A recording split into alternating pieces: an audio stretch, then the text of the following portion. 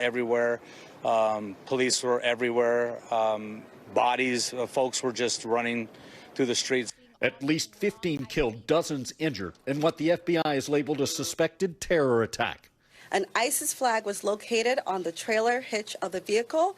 Weapons and potential improvised explosive devices, IEDs, were located in the subject's vehicle. The suspect, identified as 42-year-old Shamsuddin Jabbar, a U.S. citizen from Texas who spent a decade in the Army. After crashing into a roadside crane, Jabbar apparently jumping from the vehicle. And after wounding 2 officers, killed in a shootout with police. Agents now indicating he likely had help carrying out the attack. We do not believe that Jabbar was solely responsible. We are aggressively running down every lead, including those of his known associates. Law enforcement teams searching the suspect's home in Houston and the scene of an overnight fire at a New Orleans Airbnb, where investigators believe some of the explosive devices may have been assembled. 2 additional IEDs located in the French Quarter were rendered safe. The area still locked down as the investigation continues. Yeah, and look, all of this happening just a few blocks from the Superdome here, the venue for the college football playoffs. It was postponed last night, expected, though, to have kickoff sometime this afternoon. That's the latest from here in New Orleans right now. Simone, back to you. NBC's Jay Gray. Jay, before I let you go, do we know when we can expect another update from the New Orleans Police Department or the FBI? Yeah, we do expect to hear from them a bit later this morning, and we expect to have more details on exactly what they've uncovered, not only here at the scene, but at the suspect's house in Houston, as well as that Airbnb here. A lot of focus on that area because they believe it may be where some of the explosives were created, and they think it could provide some information about who may have helped in the attack. NBC's Jay Gray, live from New Orleans. Thank you. President Biden addressed the nation last night about the attack in New Orleans. Biden called the incident despicable while vowing to keep the American people updated on the investigation. He also confirmed the attack was being investigated as a possible act of terrorism. I know I can speak for all Americans when I say our hearts are with the people of New Orleans after the despicable attack that occurred in the early morning hours. To all the families of those who were killed, to all those who were injured, to all the people of New Orleans who are grieving today, I want you to know I grieve with you. Our nation grieves with you. We're going to stand with you as you mourn and as you heal in the weeks to come. The FBI also reported to me that mere hours before the attack, he posted videos on social media indicating that it is inspired by ISIS, expressing a desire to kill, Meanwhile, President-elect Trump reacted to the attack with a post on social media, falsely suggesting the suspect, who was born in the United States, was an immigrant, while also offering condolences to the families of the victims. Trump writing in part, quote, "The criminals coming in are far worse than the criminals we have in our country," adding, "Our hearts are with all of the innocent victims and their loved ones, including the brave officers of the New Orleans Police Department." We are also learning more about some of the victims who were tragically killed in that New Orleans attack. A Princeton graduate, father of 2, an aspiring nurse, a young mother. Their lives all cut way too short as they celebrated the promise of a new year. Police say the majority of those killed were local residents. Here is Martin Tiger Beck. He grew up in Lafayette, Louisiana, and went on to graduate from Princeton University. At the time of his death, he was living in New York City and working on Wall Street. Martin played football at Princeton and trained with his younger brother, Jack. Martin was on Bourbon Street with his Princeton teammate Ryan Quigley, who was injured in the attack. Martin's mother stated that his death now leaves a huge void in their lives. Reggie Hunter was just 37 years old. He was from Baton Rouge. Now, Reggie was the father of 2 boys, aged 11 and 1, and worked as a manager at a warehouse. Reggie is described by his cousin as an awesome person with a big heart.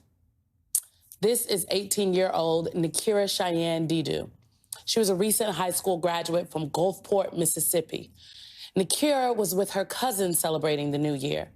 Later this month, she was set to start college and planned on studying nursing. Her mother is asking for prayers at this time. Matthew Tenedorio was only 25 years old. He was born in Manola, New York, but lived in Carrier, Mississippi.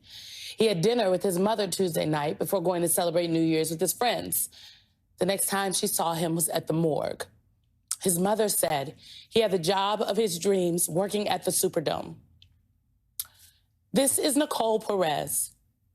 Nicole was only 27 years old.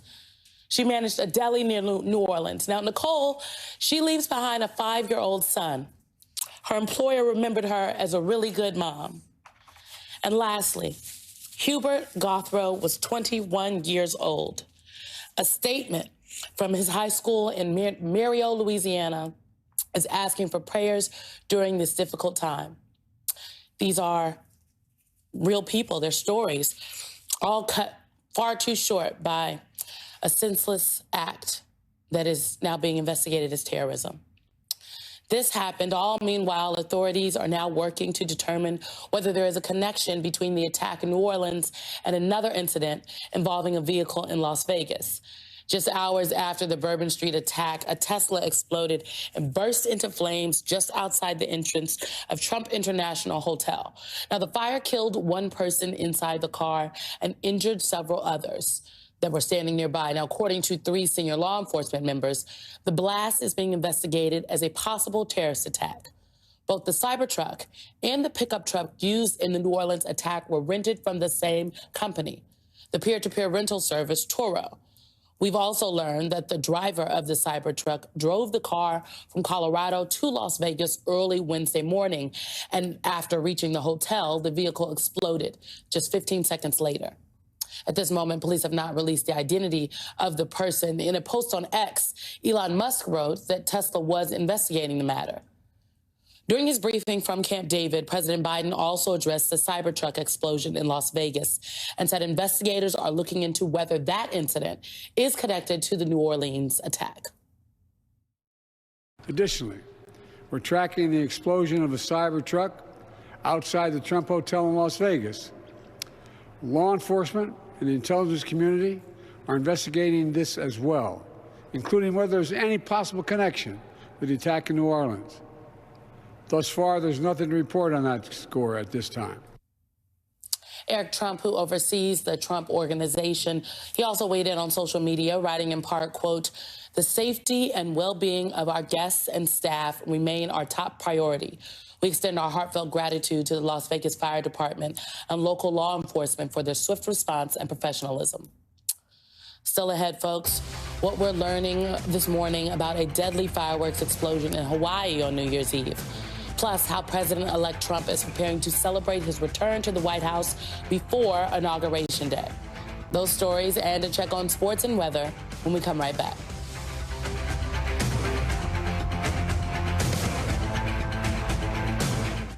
MSNBC Premium gives you early access and ad-free listening to Rachel Maddow's chart-topping series, MSNBC Original Podcasts, exclusive bonus content, and all of your favorite MSNBC shows now ad-free.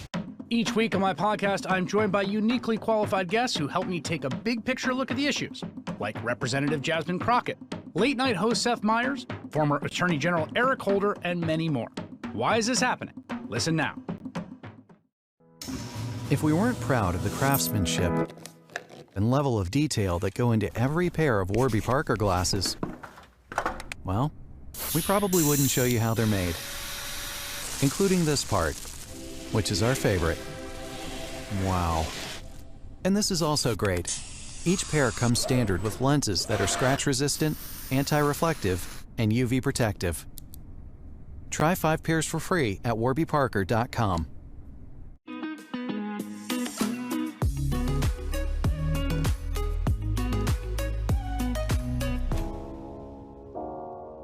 As a mechanical engineer turned marketer, I think I have a real appreciation for that data-driven decision making. We needed to change our strategic vision of our business, therefore change our brand. It starts with having a strong purpose. That purpose for us is advancing the science of measurement so that we can power human progress.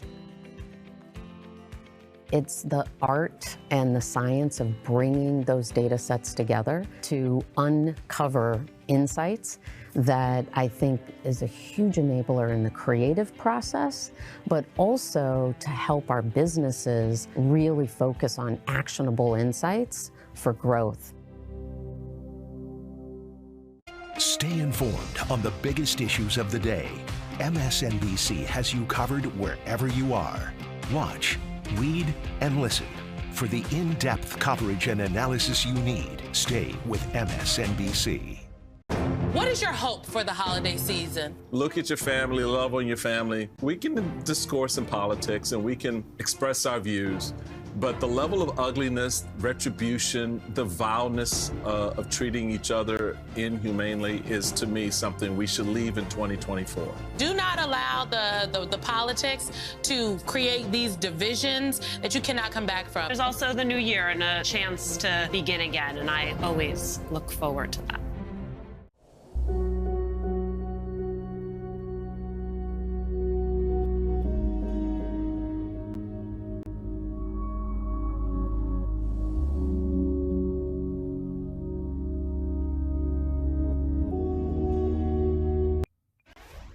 At least 3 people are dead and dozens injured after a New Year's Eve fireworks explosion in Honolulu. Officials say the explosion happened in a residential neighborhood after someone lit an aerial cake. That's a combination of multiple aerial firework cartridges that resemble a sheet cake. And that aerial cake fell to the side and rocketed into even more fireworks, then erupted outward. Police say 2 women were pronounced dead at the scene and a 3rd died later at the hospital. Their identities have not yet been shared. 26 people were taken to nearby hospitals, many with significant burn injuries. President-elect Trump will hold a rally in Washington, D.C. later this month on January 19th, the day before his inauguration. According to an announcement from his inauguration committee, the event is being dubbed a victory rally and will take place at the Capital One Arena. Trump has not held a rally in D.C. since he delivered a speech on the Ellipse on January 6, 2021, before a crowd of his supporters stormed the Capitol in an attempt to stop the certification of the 2020 election results. Meanwhile, in a ceremony later today at the White House, President Biden will award the 2nd highest civilian medal to the leaders of the House January 6 Select Committee. Former Congresswoman Liz Cheney and Democratic Congressman Benny Thompson will both receive the Presidential Citizens Medal. The award will also be given to 18 other recipients, some who've championed marriage equality, have been activists for gender equality, and some who helped set new standards for treating injuries in war. Still ahead, we'll switch to sports with highlights from the College Bowl games over the weekend, including a blowout in Pasadena as the top-ranked Oregon Ducks are routed into the Rose Bowl. Those stories, plus a check on the weather forecast when Way Too Early returns. Go beyond the headlines with the MSNBC app. Read, listen, and watch live breaking news and analysis anytime, anywhere. Go beyond the what to understand the why. Download the MSNBC app now. Wait, Noom has GLP-1 meds now? No way. Noom, the psychology